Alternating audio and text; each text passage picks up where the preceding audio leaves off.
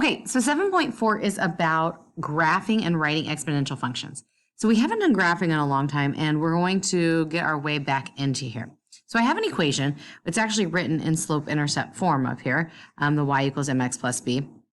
But what I'm going to do is I'm going to take each of these variables, and I'm going to plug these in for x. So a negative 2 times 3 is a negative 6 plus 2 is going to give me a negative 4. I've got a negative 1 times 3 is a negative 3 plus 2 is going to give me negative 1. And then if I plug in 0, 0 times 3 is 0, plus 2 is going to be 2. I'm going to plug in 1, so 3 times 1 is 3, plus 2 is then going to be 5. And I'm going to plug in 2, 3 times 2 is 6, plus 2 is 8. And you'll see what happens here when this is written in slope-intercept form is that we are increasing by 3 every time, okay? It is a linear function. It means it's going to go in a straight line. Well, what's different when we move to this type of equation is it's not in slope-intercept form and that x changes places, okay? So what I'm going to do, and I think it's actually easiest to start with the 0 to plug the 0 in. So what I'm going to do is I'm going to do 2 times 3 to the 0 power. Well, 3 to the 0 power is 1, so 2 times 1 is just 2. Then we're going to do 2 times 3 to the first power. Well, 3 to the first power is just 3, so 2 times 3 is going to be 6.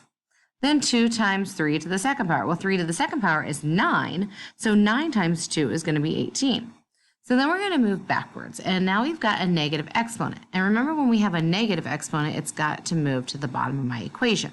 So if I've got 2 times 3 to the negative 1, that's the same thing as 2 times 1 over 3, which is actually going to give me a fraction when I multiply straight across, which is going to be 2/3.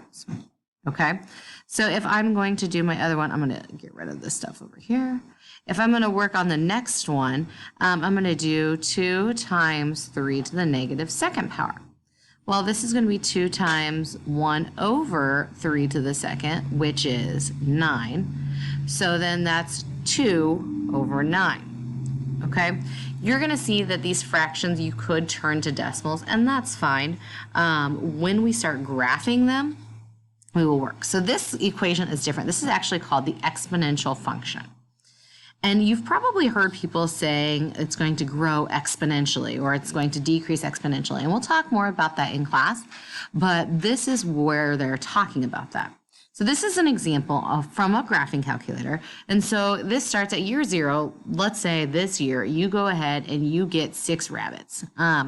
You have them out in your backyard and they're all living lovely in your backyard, okay? So then after 1 year, now you have 12 rabbits. Wow, how that's amazing. Well, then after the second year, you have 24. And after the third year, you have 48. And then after year 5, you're now at 192 rabbits. Okay, now notice that this line is not a linear line.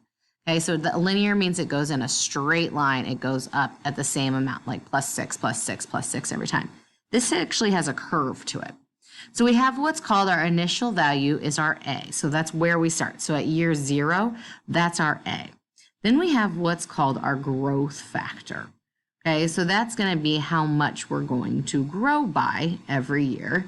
And then the X is going to be the number of years. So you can see here that that is, so I've taken this out a little bit. And so I'm going to show you the equation for this line. So they've gone and we've noticed that this is plus 1 every year. Okay, so we're just adding 1 for our years. So that is going to be where we're going. But we're growing, we're taking it times 2 each year. So our equation is actually going to be, so 6 is our initial value, right? So our initial value is 6. That's where we started. That was year 0. Then we took it times 2, which is down here. It's what our growth factor is. Up on the X value, that's going to be what you plug in each time. So I'm going to plug in 5, or 4, or 3, or 2, or 1. Okay, so now I'm giving you a couple equations, and we have to figure out what the rule is or what the equation is for them. Uh-oh. And so we're going to use what we have here. So I have my initial value, so I start with that, and that is going to be 8. So I always have y equals, and my initial value is going to be 8. Then it's asking me, what am I growing by? So from 2 to 2, or from 2 to 4, that's times 2, or plus 2. But then this is also times 2, and this is also times 2, and this is also times 2. What you want to see is the same thing each time. You're actually not going to add anything. You're going to multiply, hence the fact that we're multiplying here, 2 to the x power. Okay? On this next one, my initial value, again, is going to be where I have the 0. So that's going to be y equals 27 times what am I growing by? Ooh, but this time I'm not growing. So when you look at this first one right here, that's probably hard to say, like, I know it's decreasing by something, but what? So I'm actually going to start on this end. So if I'm working backwards, how do I go from 9 to 3? Well, instead of multiplying, I'm going to divide by 3. Well, does that mean that this is the same? Is this also dividing by 3 from 27 to 9? It is! Amazing! 81 divided by 3 is also 27. But remember I said we're multiplying.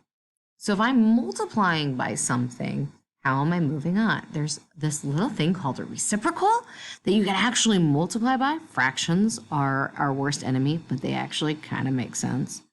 So the same thing that's dividing by 3, the same thing is also when you multiply by 1/3.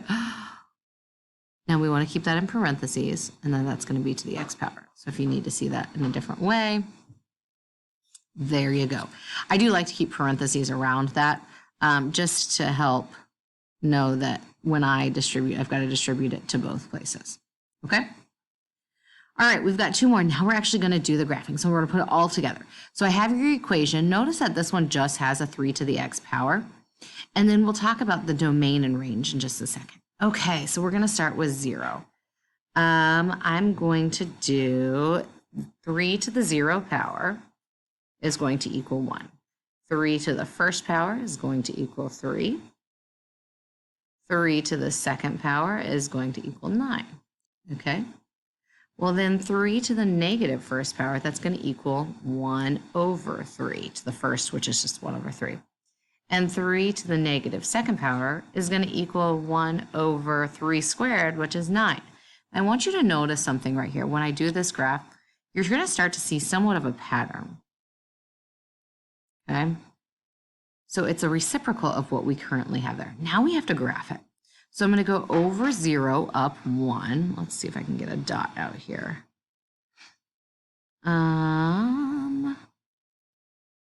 Okay, over 0, up 1. Over 1, up 3. Over, what was that, 2, up 9, which is actually going to be off my graph, but we can just justify it up here somewhere. Now, when I do the -1 up 1/3, you're going to have to just get close and kind of estimate. Then we're going to do -2 up 1/9. What you're going to notice is that when we're doing this line, it's going to have a curve to it. It will never cross the x-axis. It will always stay either above or below. So my domain in this case is what I can plug in for the x value. In this case, I can plug in all reals. That's what we've had for most of my answers for my domain. Infinite solutions works as well too. Now we're talking about the range. So the range is going to be everything that's in your y values. In this case, it's all positive. So we could put all positives, or what you're going to really see in high school is going to be y is anything greater than 0. Because on the y-axis, remember the y-axis goes up and down, and so this line will never cross 0. So it's always just going to go up and it's going to stop at 0. Okay, so in this case, we have a fraction. So we're going to plug in 0. And notice I'm using -2, -1, 0, 1, and 2, just because those are easiest to plug in. So I've got -1/3 to the x power. So, or sorry, 1/3 to the x power. So I've got 1/3 to the 0. Well, anything to the 0 power equals 1. And so then I've got 1/3 to the first power. Well, 1 to the first power is 1, and 3 to the first power is 3. So then if I move down to 2, so I've got 1/3 now squared. So 1 squared is 1, and 3 squared is 9. Okay, so when I start talking about the negatives in this case, it gets a little tricky. That's a 1, not a 7. Okay, so I've got a negative, or I've got 1 to the negative first power and 3 to the negative first power. What's going to happen is those are going to switch places. So I'm going to get 3 to the first power over 1, which is just 3. Okay, again, remember we're getting kind of a reciprocal here.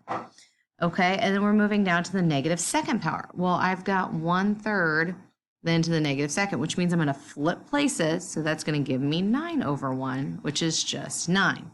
Now I'm going to move and graph it. So this one's going to be the opposite. So I'm going to go over 2 up 1/9. So it's going to be a little bitty guy down here. Over 1 up 1/3. And notice I'm just trying to estimate the best I can. Over 0 up 1. I can graph that one. That one works. -1 up 3. I can do that. And -2 up 9. Again, this one's going to be off your graph. Whoa. It's going to be off your graph, but it's going to be somewhere up here. All right, so then I draw my line. Again, this is curved. Okay. And this is different than the last because this last one went up and this one is going down, but still it's never crossing that line.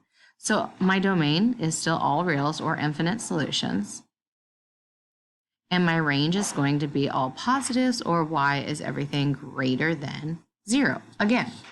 Okay, so we're stopping here for now. We're going to talk more about this and we're going to graph more in class tomorrow, but I wanted you to make sure that you get a pretty good understanding of where we're starting with exponential growth and decay.